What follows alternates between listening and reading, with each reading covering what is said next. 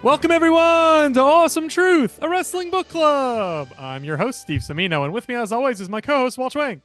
Hey, Walters. Hello, Steven. How's it going?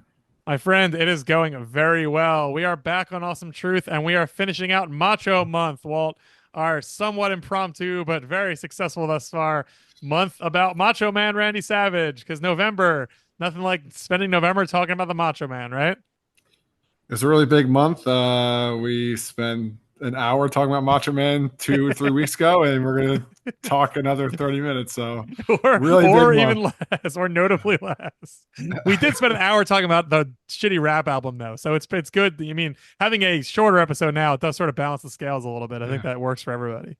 Yeah, and at no point do we talk about in-ring performance from Macho Man. No, that is to come though, because we are aware of a Macho Man book that just came out relatively recently. So there may be more extended Macho Month down the line when we have time to read a book. But for now, we're going to talk about something we hinted at in the last episode. We're going to talk about the Macho Man Randy Savage scene from the 2002 film Spider-Man. We're going to talk about Bonesaw McGraw.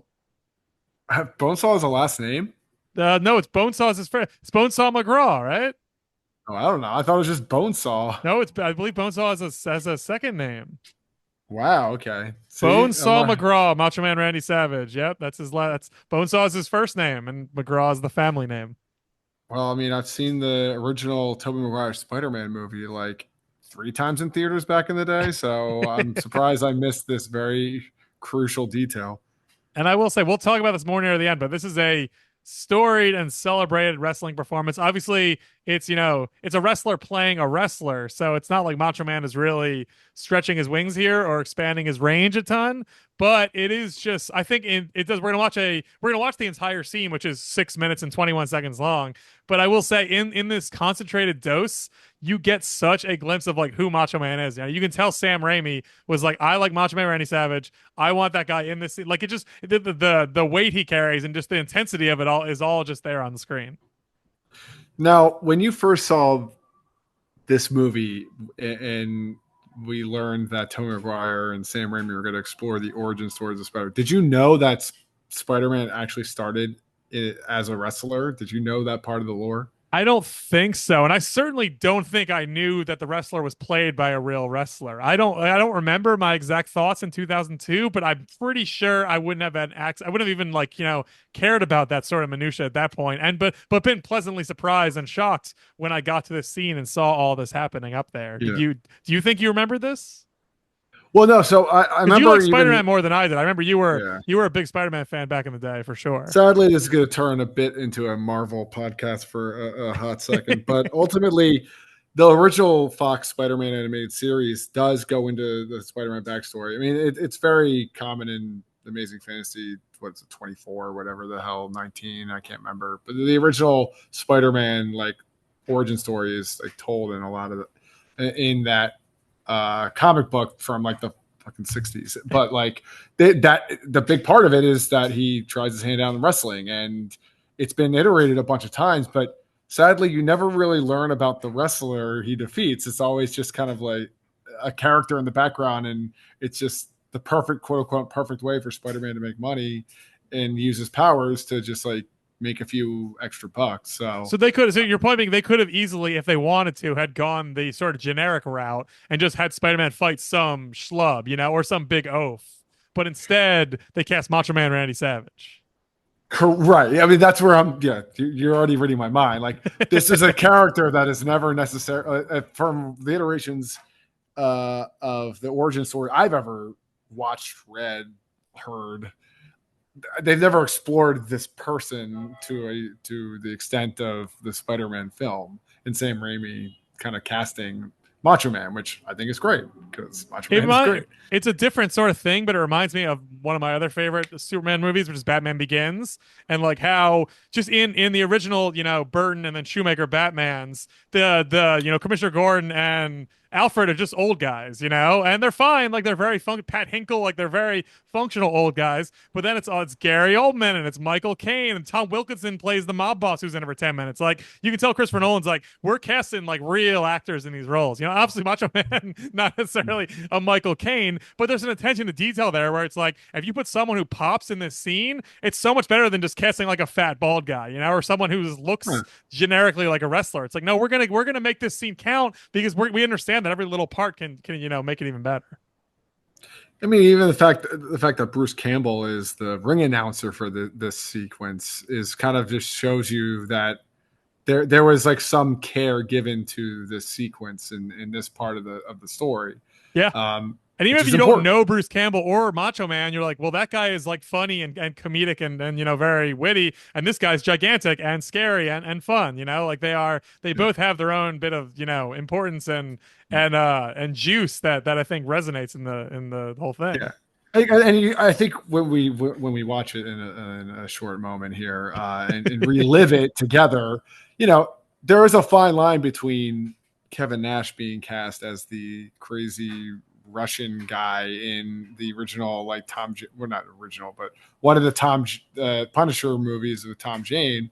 Like, he's just a guy who's a wrestler that looks big, and this is obviously a more substantial portrayal of and character that Macho Man is. Like, he has lines. He has actual lines in the movie. So he sure does. He says, "You ain't going nowhere." Yeah. Bonesaw's ready. I feel we already just played out the scene. No, you're right. He does. He actually gets to do a lot of really cool stuff. So we should watch it right now. You ready? I'm ready.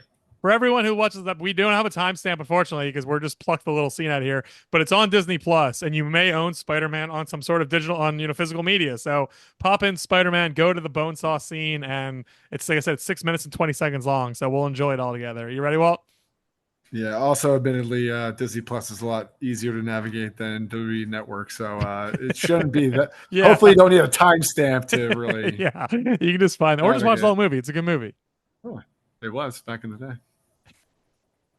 All right, here we go. 3, 2, 1. Spider-Man. All right, so Peter's coming out, and there he is. You get a sense right away. You can't necessarily tell who's that big guy. Like, if you didn't know in 2002, like we didn't, who's this guy? Whoa, wait a second. It's Macho Man, and he's doing the elbow. So 10 seconds into the scene, you're like, okay, this is clearly Randy Savage. Yeah. And admittedly, Peter Parker looks very concerned, as if like he didn't know if he could take this guy. Yes, which is also a really funny part of this sequence is in the world of this movie, wrestling is real, I guess. Like, they really pick fans from the crowd and they come in to fight. Because, like, in Rocky 3 with Hulk Hogan, it becomes clear at the end that Hogan is just, was working him. Thunder Lips is working him, But in this sequence right here, it seems like Bruce Campbell is pulling fans from the crowd to fight Randy Savage, to fight Bonesaw. Yeah. Which is a great conceit. Savage. It makes no sense that they would do that, but it's very funny that that's sort of the hook. Oh, it's Octavia Spencer, Academy Award nominee. Oh, wow, yeah. I was going to say, I recognize her. Look at that, yeah. This movie is really popping. Yeah, there's a whole line of wrestlers in the back. It's like waiting to just get their but they're not like, lining up to have a predetermined match. They're lining up to have like an MMA style show. Oh, look at Macho Man throwing that guy. Macho Man also he's old in this too. It's 2002, so he is. Let me pull the age. Post death to WCW. He's 50 years old here. Oh, here he's talking.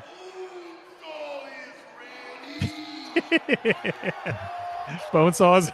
Yeah, pitch perfect. It's so good. Just like and Raimi's just letting him do his Macho Man thing, which is so brilliant. Yeah, why script this? Yeah, just do your Macho Man shtick.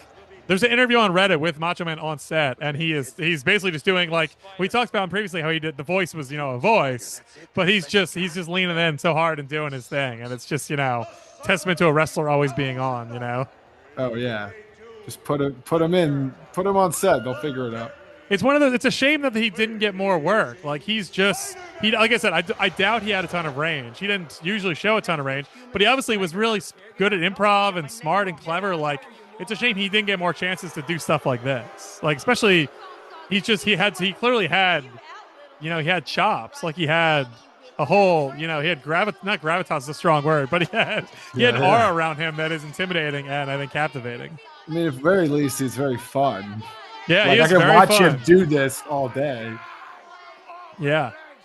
Like this scene is This, 6 minutes long, and if you had told me that, I would be like, I would assume that. I mean, that's still actually relatively long, but I would assume it was like 10 yeah, total. yeah. Because I was like, Macho's like one of the biggest parts of this movie, like one of the most memorable parts for sure. Especially Oh given that yeah, this isn't like a special effects sequence. This is a pretty visceral, like real thing. Oh, they're putting him in the cage. yeah. That does feel a little extreme for a jobber match. Yeah, they decided that this jobber needs to get the shit beat out of him in a big way. Yeah. Why him? This was why Sam Raimi's a great director too. Like he has a way to do the absurd in a way that's also realistic. Like Yeah. this is like cartoonish, but it's not so silly that you can't take it seriously. Oh. 3 minutes. Oh man. So he legitimately thinks he's gonna not win this match, Spider-Man. That is. Yeah, I guess so. He's got to fight Bonesaw. Bonesaw's so big, right? He just made a relatively homophobic. Oh, did he? Oh, I didn't even hear that. I'm lucky that I don't have the captions on. Yeah. Oh, Macho's got a chair. Oh, wow. Yeah. At what point does Spider-Man realize, oh, I could take a chair shot to the face and feel nothing? Like, I was gonna say that's some Attitude Era style chair shots or Macho Man, literally right to the head. yeah, is he selling right now? Like, what is Peter Parker? Macho Man thinking? is like this is like I forgot that he's not just wrestling him, he's beating the crap out of him Yeah, right. and trying to kill him with weapons. God, this is just great stuff. There's so much like fun here. Like you said, it's just Macho Man selling it so well. Oh, is that it? Oh, Yeah, he just kicks him in the face a bunch of times. wow. So Peter gets the win. Peter gets the win by, so I guess, knockout. Is that what you'd say? We assume maybe yeah. Macho doesn't answer the 10 count because he sort of just gets flipped over and then he's done. Yeah. Wow. So Peter beats over. Bonesaw. Yeah. So there we have it, Walt. That was Macho Man Randy Savage in his wrestling feature film debut as a pro wrestler. What do you think? Is that on the short list of best wrestling acting performances of all time? I loved it. I'm looking at a list Whether right it's now. the best. People say, Hogan and Rocky 3, as mentioned, Mhm. also playing a wrestler. So very, very similar, I would say. Like, definitely, I have to imagine Raimi took some inspiration from that, like similar type vibes. Andre and Princess Bride is on the list. Terry Funk in Notably- Roadhouse. Did you ever see Terry Funk in Roadhouse? No, wow. He plays like okay. one of the goons who beats up Swayze. But it's not a feature role. No, not. we're using Macho's words literally from the hit song "Be a Man." Hey, I'm trying to qualify this. I think Terry Funk actually has he actually has, he's one of like the goons who talks. So I would actually say he probably has as much to say as Macho Man does. Interesting. Okay. So and then Predator, Jesse Ventura, that's on, but he's only in Predator for a little bit of time, so Yeah. I mean, it's such a time and a place because back then wrestlers didn't have roles at all in these things, and now it's like. And if you start bringing like household. Batista into the equation or Cena even, then you're getting into like literal lead roles, and then it gets like, how do you really compare that to that? It's like apples to oranges. Right. I mean, I wouldn't say that like Macho Man's role is better than like Batista in Guardians, like for example. That would be a lot. But as you said, the Nash comparison is really good because I think that, The Punisher, which is a horrible movie. Sorry, Chris Holcomb, friend of the show. It sucks. But I think what they're going for is, oh man, like Kevin Nash. And Kevin Nash is, if you've ever seen the show Detroiters, which is a great show, Kevin Nash is in one of the episodes as Tim Robinson's dad. And he's hilarious. Like he's very funny. He's a good actor. Like he's in the Magic Mike movies. Like he's done good stuff before. But Punisher thinks he's going to be this like intimidating, impressive presence. And he really just sucks in a movie that sucks. So it's not like you plug a big charismatic wrestler into your movie and you win and it just works no matter what. Like there are pitfalls with it. Well, in this case, though, it was pitch perfect. It's exactly the kind of wrestler I'd want to see fighting Spider-Man and beating him with a crowbar for some reason. Trying to kill Spider-Man. Yeah, it's really great. And like we said, my main takeaway is I'm sad that Macho Man left us too soon for many reasons. One of which being he could have done this and he could have done more. And I wish we'd gotten a little more out of him. I mean, he at least would have been a great like side character in heels. You know what I mean? Yeah, that's right. Oh my God, he would have been so great. And you think about Punk showing up and being like all scrawny and worthless. Like think about Macho Man coming in and fighting with Chris Bauer, whatever the hell that character's name was, the big I Ric can't Flair remember. guy. Yeah, Yeah, yeah, doesn't matter. But yeah. yeah, Macho Man could have had, especially in this streaming TV era where there's stuff like that. Macho Man could have had a little bit of a career around him. So unfortunately, we lost him too soon. Yeah. And But thus concludes Macho Month. that's right. Macho Man is complete. Thank you all for going on this journey with us. Hope you enjoyed watching Bonesaw McGraw. He's great. He's a classic character in cinematic history, and I'm glad, Walt, that we got to enjoy looking at him and Yeah. listening to him. And listening, especially definitely hearing And from him. listening to him. That's probably the best He part. looks awesome. He sounds awesome. And he is awesome. That's right. If you want more on Macho Man, our previous episode of Macho Month, you can find our archives at awesometruth.libsyn.com. If you want episodes old and new, you can subscribe to us on Apple Podcasts, Spotify, wherever podcasts are delivered. We are there. Well, great doing Macho Month with you. We'll be back in the future to probably talk more long form about Macho Man. But for now, I'm glad we got this out, and now we can move on back to the written word someday. Who knows? Possibly about Macho Man. Possibly someday for sure. Yeah. Thank you all so much for listening. And remember, the truth will set you free.